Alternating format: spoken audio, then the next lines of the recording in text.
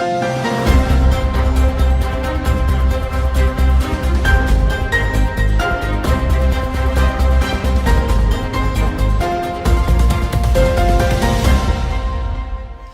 اللہ الرحمن الرحیم۔ السلام علیکم۔ ابرار رشید آپ کی خدمت میں حاضر۔ 3 بڑی سازشیں، جی ہاں 3 بڑی سازشیں گزشتہ 3 دنوں کے اندر بے نقاب ہوئی ہیں، بلکہ ایک سازش جو ہے وہ تقریباً 1 ہفتہ پہلے شروع کی گئی تھی۔ اب سازش جو ہے وہ اس کا جو آپ یہ سمجھ لیں کہ اس کا منصوبہ ایک دم نہیں بنتا۔ جس طرح منصوبہ بندی کی جاتی ہے کسی بھی کام کے لیے، باقاعدہ پلاننگ کی جاتی ہے، اسی طرح سازش کے تانے بانے بننے میں بھی ٹائم لگتا ہے۔ لیکن 3 بڑی سازشیں، اور پھر یہ ہے کہ ہم سازشی کیوں ہیں؟ ہمارے ہر ادارے میں کسی نہ کسی حوالے سے سازش کا ایک عنصر کبھی نہ کبھی ضرور پایا جاتا ہے، اور تاریخ اس کی گواہ ہے۔ آپ لوگ، ہم لوگ جتنے بھی پاکستانی ہیں اس کے گواہ ہیں۔ ہم ہر چیز کو شک کی نگاہ سے دیکھتے ہیں، اور اس کی جسے کہتے ہیں نا ویلڈ ریزنز بھی ہوتی ہیں۔ اب جیسے انتخابات کے حوالے سے آپ دیکھ لیں کہ انتخابات کے حوالے سے یہ تینوں سازشوں کا میں ذکر کروں گا۔ انتخابات کے حوالے سے ایک بڑی سازش کی گئی، اور وہ نگراں حکومت کی جانب سے کی گئی۔ اب تو اس کی تصدیق جو ہے یا اس کی گواہی سینئر تجزیہ کار اور جرنلسٹ اینکر پرسن حامد میر نے بھی اس کی تصدیق کی ہے، اور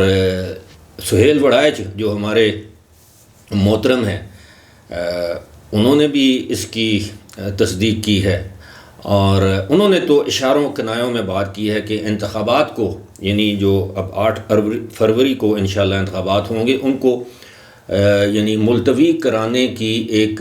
بھرپور مہم اور سازش تھی۔ اور یہ اس سازش میں پاکستان کے ٹاپ کلاس کے بزنس مین بھی شامل تھے، اس سازش میں حکمران جماعت کے لوگ بھی شامل تھے، اور کسی حد تک اس سازش میں ہماری سیاسی جماعتوں کے بعض سینئر رہنما بھی شامل تھے، اگر ہم اسے سازش کہہ سکتے ہیں کہ انتخابات کو ظاہر ہے ملتوی کرانا ایک سازش ہی ہوگی نا، جو کہ غیر آئینی ایک اقدام ہوگا۔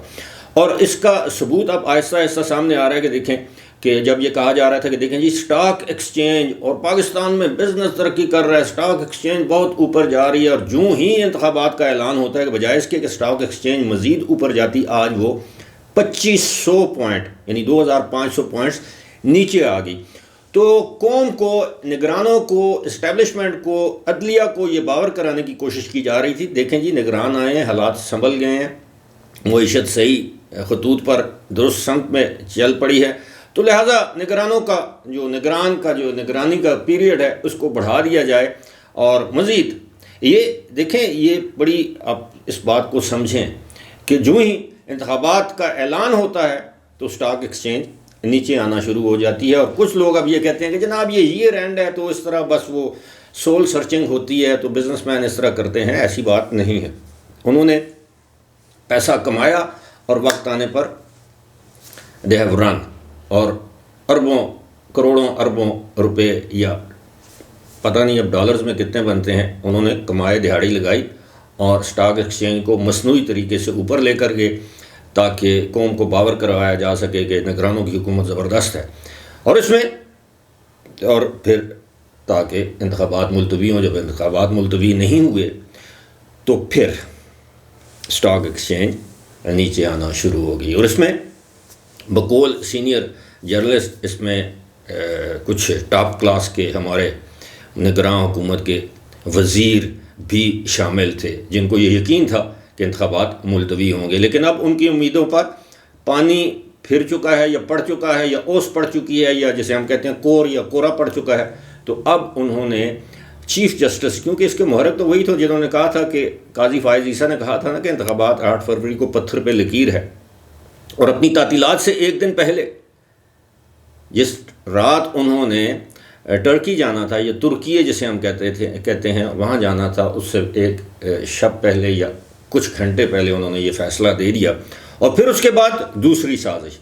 چیف جسٹس کے خلاف 21 ستمبر کو لکھا جانے والا سپریم کورٹ آف پاکستان کے رجسٹرار کی جانب سے خط کو جواز بنا کر سول ایویشن اتھارٹی کا ایک خط لیک کیا گیا، جس میں یہ تاثر دینے کی کوشش کی گئی کہ جناب یہ چیف جسٹس جو ہیں انہوں نے خط لکھا ہے کہ جناب جو سرونگ ججز ہیں بشمول چیف جسٹس کے، ان کی جو بیگمات ہیں ان کو اسپیشل پروٹوکول دیا جائے ایئرپورٹس پر، ان کی جامع تلاشی نہ لی جائے۔ اور ظاہر ہے کچھ حلقوں کو تکلیف تو ہوئی ہوگی چیف جسٹس کے اس فیصلے سے، 8 فروری کے حوالے سے، انتخابات کے حوالے سے جو فیصلہ تھا۔ اب کہا یہ جا رہا ہے کہ جناب پچھلے چیف جسٹس صاحب نے جانے سے پہلے یہ ایک ہدایت نامہ دیا تھا کہ حضور یہ جو بیگمات ہوتی ہیں ریٹائرڈ ججز کی اور سرونگ ججز کی، ان کی یا اور ججز کی، ان کی جامع تلاشی نہ لی جائے۔ تو اس پر موجودہ چیف جسٹس نے یہ کہا کہ اگر ریٹائرڈ لوگوں کو یہ سہولت حاصل ہو سکتی ہے تو حاضر سروس لوگوں کو یہ سہولت حاصل کیوں نہیں ہونی چاہیے؟ کیونکہ بجاب خیر ذاتی طور پر تو میں وی آئی پی کلچر کے خلاف ہوں، یعنی ایئرپورٹ پر اگر میری بیگم کی تلاشی لی جا سکتی ہے تو پھر چیف جسٹس کی بیگم کی تلاشی کیوں نہ لی جائے؟ یہ تو سوچنے کی بات ہے نا کہ اگر میری بیگم کوئی ایسی کوئی غیر قانونی چیز اپنے ساتھ لے کر جا سکتی ہے، اس کے پرس کی تلاشی لی جا سکتی ہے، اس کی جامع تلاشی لی جا سکتی ہے، تو پھر چیف جسٹس یا کسی جج کی بیگم کی تلاشی کیوں نہ لی جائے؟ تو یہ وی آئی پی کلچر کا ہمیں خاتمہ کرنا پڑے گا۔ اگر تلاشی لینی ہے تو پھر سب کی لیں، اگر نہیں لینی تو پھر سب کی مت لیں۔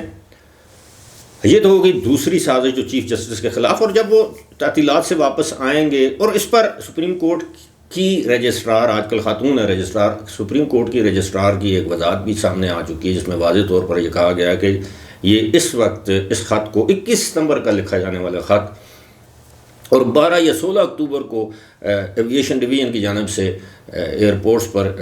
جاری کی جانے والی ہدایت کے حوالے سے اب یعنی تقریباً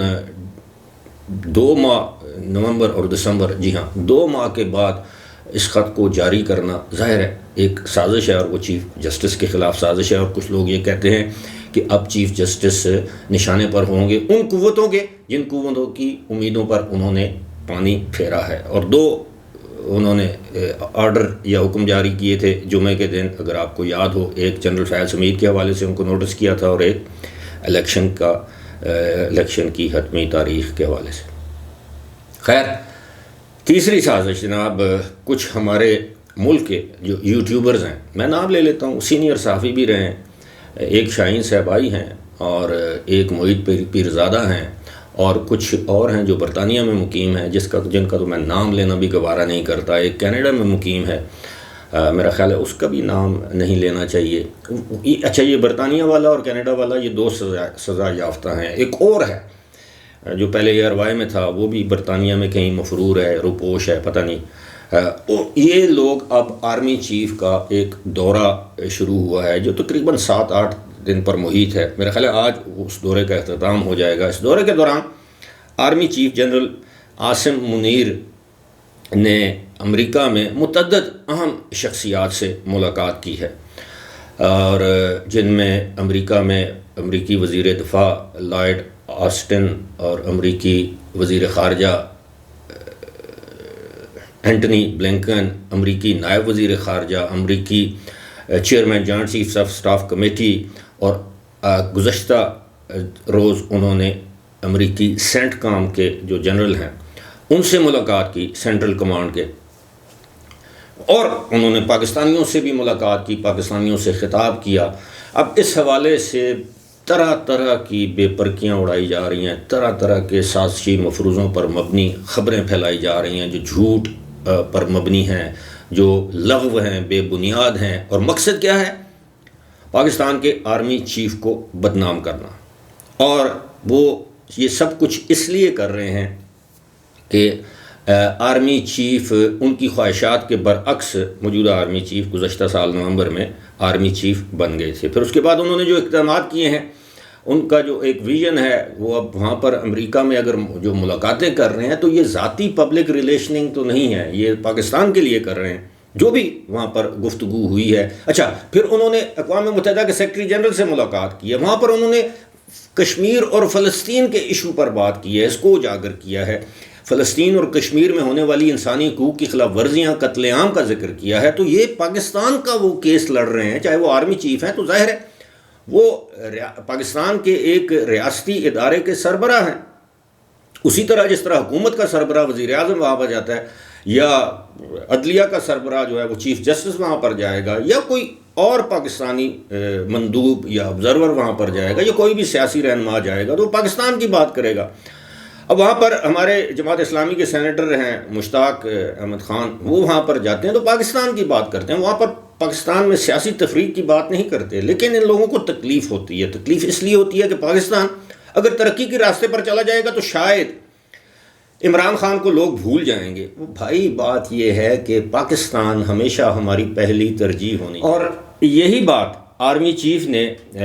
امریکہ میں جو پاکستانی کمیونٹی ہے اس سے ملاقات کے دوران ان کو باور کروائی کہ اگر پاکستان مضبوط ہوگا تو آپ کی عزت میں اضافہ ہوگا. پاکستان اگر توانا ہوگا، پاکستان خوشحال ہوگا تو آپ کی عزت میں مزید اضافہ ہوگا. اور ساتھ ہی ساتھ انہوں نے کہا کہ